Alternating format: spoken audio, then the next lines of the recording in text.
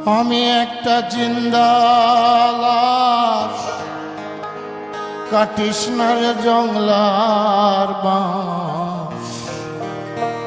আমার লাগা 3.5 হাত কবর খুঁড়িস না। আমি পীড়িতের নলে পড়া, মরার পরে আমায় পুরিস না।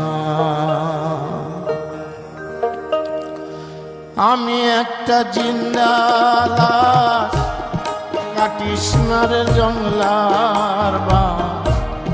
আমি একটা জিন্দা লাশ, কাটিস না রে জংলার বাঁশ। আমার লাগা